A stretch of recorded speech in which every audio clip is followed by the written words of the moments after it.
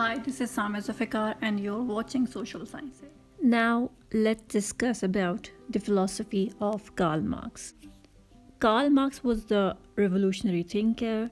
He was a German philosopher, economist, historian, sociologist, and political theorist. He worked primarily in the realm of political philosophy and was a famous advocate for communism. His famous works were the Communist Manifesto and Das Kapital. He believed that all historical change is the result of an ongoing conflict between upper and lower class. The root of the conflict lies in the economics. The conflict between these classes caused revolutionary change in the world. Marx, along with German philosophers Friedrich Engels, wrote a famous work, the Communist Manifesto, in which he explains the values and political plans of communism. And the book stated that there are two classes in the society which remain in the conflict. That is bourgeoisie and the proletariat. Bourgeoisie are the ones who control all trade and safeguard their own interests, whereas proletariat is the labor class. Earlier, people were valued for who they were, but now the person value is exchanged by the market value. All moral and religious values are cast aside by the paid labor, and bourgeoisie substituted direct brutal exploitation in the society because they own all resources of economic production. Here, Marx come up with a solution. He says that every individual must have equal access towards the resources, so they can work according to their own capacities and consume in accordance with their needs.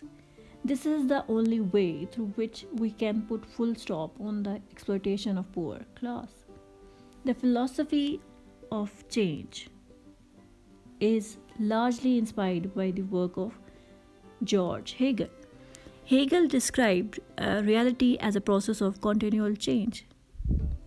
He says that idea contains internal conflict and further leads to a new idea. That is, first we form idea, that is thesis, and then we come up with a conflict, that is antithesis, and then we come up with a new idea, that is synthesis. Hegel believed that we can't experience things the way they are, but only as they appear to us. This is showing the idea of subjective reality. For him, the journey of history is the progress of spirit. But for Marx, the journey of history is not about spiritual development. Rather, it is all about real historical change. And his idea of perfect society consists of classless society. Now the question arises that how these classes are formed. In early times, individuals are entirely responsible for producing everything they need. As population grew, societies began to form. People start relying on each other. They start exchanging goods and labor. And this exchange system led people to specialize in their labor and dictates their social identity. That further leads in the formation of social classes. According to Marx, there are four major stages in human history that is primarily based on property ownership.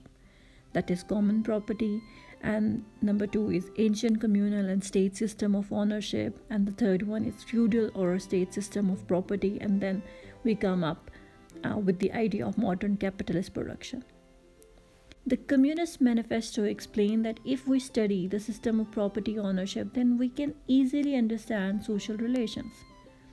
Marx also believed that not only system of property ownership changes, rather superstructures of society such as politics, laws, arts, religion also changes.